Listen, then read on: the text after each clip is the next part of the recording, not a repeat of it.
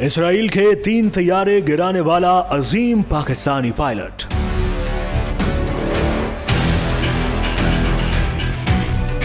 Pakistan air force کے pilot کا خلیج کی فضا میں عظیم کارنامہ۔ فلائٹ لیفٹیننٹ سیف العظم بھارت کا طیارہ بھی گرا چکے ہیں۔ یہ خبر آپ کو حیران کر دے گی کہ ایک پاکستانی پائلٹ نے اسرائیل کے 3 جنگی طیارے مار گرائے۔ یہ خبر بالکل مستند ہے اور پاکستان ایئر فورس کے اس پائلٹ کا نام ہے فلائٹ لیفٹیننٹ سیف العظم۔ اس سے بھی اہم بات یہ ہے کہ پاکستانی پائلٹ نے خلیجی ممالک کی فضائی حدود میں اسرائیلی طیاروں کو مار گرایا۔ یہ قابل فخر کارنامہ پاکستانی پائلٹ نے اس وقت سر انجام دیا جب اسرائیل کے 4 طیاروں نے برادر اسلامی ملک اردن کے فضائی اڈے مفرق کو بموں سے اڑانے کی کوشش کی۔ پاکستان ایئر فورس کے پائلٹ فلائٹ لیفٹیننٹ سیف العظم نے 5 جون کو اردن کی فضائیہ کا طیارہ اڑاتے ہوئے پہلے اسرائیل کا ایک طیارہ مار گرایا، جبکہ ٹھیک 2 دن بعد 7 جون کو عراقی فضائیہ کا طیارہ اڑاتے ہوئے اسرائیل کے 2 لڑاکا طیاروں کو چند سیکنڈز میں مار گرایا۔ پاکستانی پائلٹ کی جرأت کا یہ کارنامہ تاریخ میں سنہری حروف سے لکھا ہے، جب انہوں نے جون 1967 میں عرب اسرائیل جنگ کے دوران اسلامی ممالک کی طرف سے لڑتے ہوئے یہ عظیم فرض نبھایا۔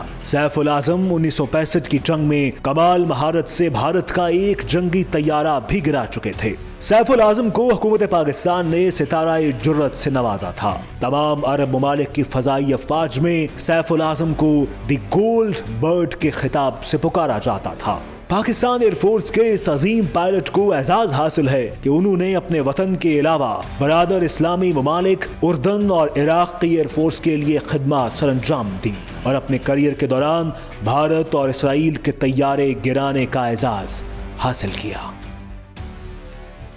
امریکہ کے خلاف ایران کی آپریشن بشارت فتح کی خفیہ کہانی۔ امریکہ ایران کے سامنے گھٹنے ٹیکنے پر کیسے مجبور ہوا؟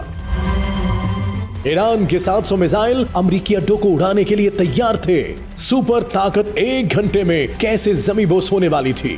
امریکہ پر ایرانی سائبر اٹیک کا خوفناک سگنل، پھر کیا ہوا؟ سپریم لیڈر کا ہاتھ کون سے 3 خوفناک میزائلوں کے بٹن پر تھا؟ ایران کے خفیہ پلان، خفیہ ہتھیاروں کی رپورٹ پہلی بار منظر عام پر۔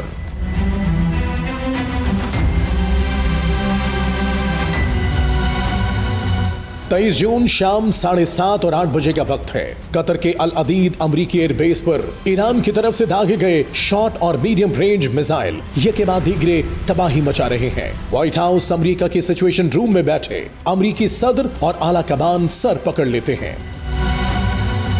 پہلی فکر یہ لاحق ہوتی ہے کہ دنیا کے جدید ترین B-2 طیاروں کے ذریعے ایران کے نیوکلیئر پروگرام کی تباہی کے دعوے کے بعد یہ تصور کر لیا گیا تھا کہ اب ایران اٹھنے کے قابل نہیں رہا، مگر اس نے سپر پاور پر حملہ کر کے دنیا بھر میں اپنی دھاک بٹھا لی ہے۔ امریکہ کے لیے دوسری رسوائی یہ ہوئی ہے کہ ایران نے پیشگی اطلاع دے کر امریکی اڈے پر حملہ کیا، مگر ایران کے حملے کو امریکی دفاعی نظام مکمل طور پر نہیں روک سکا۔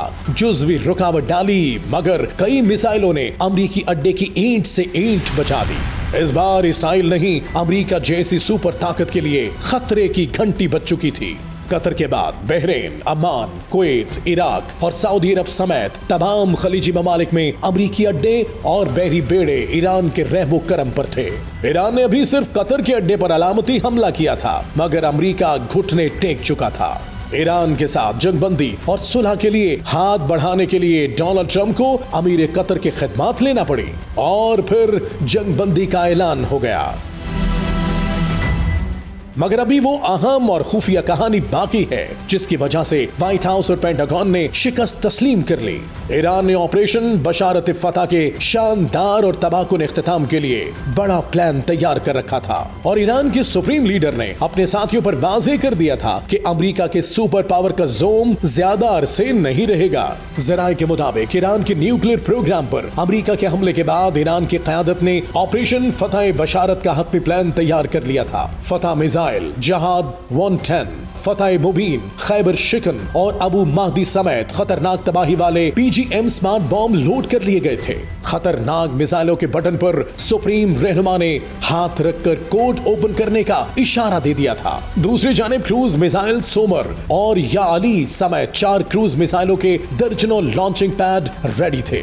फजाई हमले के लिए 10 इकसाम के फाइटर जेट्स का मुकम्मल स्क्वाड 3 एयर बेसिस पर तैयार था, जबकि Su-24 फेंसर बॉम्बर इसराइल की तरफ उड़ान भरकर तबाही के लिए तैयार था। अमेरिका को मालूम हो चुका था कि ईरान के पास 2000 से 3000 किलोमीटर के दरमियान रेंज वाले मिसाइल हैं। अमेरिका ये भी जान चुका था कि खैबर शिकन मिसाइल अमेरिका और इसराइल के लिए एक खौफ की अलामत है। 1450 किलोमीटर तक मार करता है, 550 किलोग्राम वॉरहेड लेकर जा सकता है। अमेरिका के हर बहरी बेड़े की तबाही के लिए एक खैबर शिकन मिसाइल काफी है। 23 जून को कतर के अल-अदीद अमरीकी अड्डे पर हमला अमेरिका को धमकी देने और इसके तमाम खलीजी अड्डों पर हमले का इशारा था। ईरानी क़यादत फैसला कर चुकी थी कि कतर पर हमले के बाद अमरीकी रद्द-ए-अमल देखते हुए 1 घंटे के अंदर ऑपरेशन फतह बशारत को हतमी नतीजे पर पहुंचा दिया जाएगा।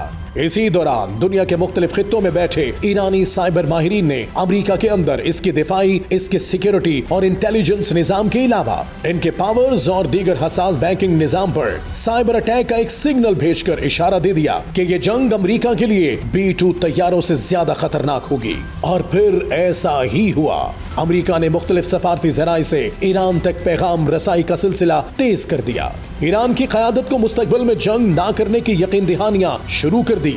अब अमेरिका को खलीज में अपने तमाम अड्डे और इस खित्ते में अमेरिकी नेटवर्क खतरे में महसूस हो रहा था। इस हवाले से अमेरिकी क़यादत ने अमीर कतर की खिदमात ली, जिसने ईरान की सुप्रीम क़यादत को यकीन दहानियां कराई। जिसके बाद ईरान ने इसराइल और अमेरिका की तरफ से अपील को शिकस्त तस्लीम करते हुए जंग बंदी का ऐलान किया। अमेरिकी सदर को मालूम हो चुका था कि जब पाक भारत जंग में इसराइल ने भारत की मदद की तो पाकिस्तान के मिसाइल इसराइल के रुख पर मोड़ दिए गए थे, तो वो सीज फायर कराने पर मजबूर हो गए। इस बार भी जो ही ईरान के तमाम मिसाइलों का रुख अमरीकी अड्डों की तरफ हुआ तो अमरीकी सदर ने बगैर वक्त जाया किए जंग बंदी का तेज तरीन फैसला कर लिया। अगर कतर पर हमले के बाद अमरीका रद्द-ए-अमल जाहिर करता तो न सिर्फ इसराइल की तबाही यकीनी थी, बल्कि सुपर ताकत की सुपरमेसी रेजा रेजा होने का खदशा पैदा हो गया था। ऑपरेशन बुनियानुम मरसूस के बाद ऑपरेशन बशारत फतह जैसे इस्लामी नामों का खौफ और दबदबा काम कर गया। और फिर वो तारीखी मरहला आया जब 40 साल से ईरान को एक्सिस ऑफ इविल कहने वाला अमेरिका गॉड ब्लेस ईरान कहने पर मजबूर हो गया।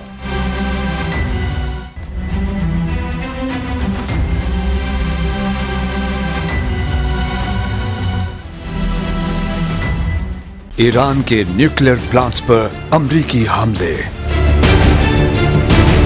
हतमी प्लान कहां तैयार हुआ?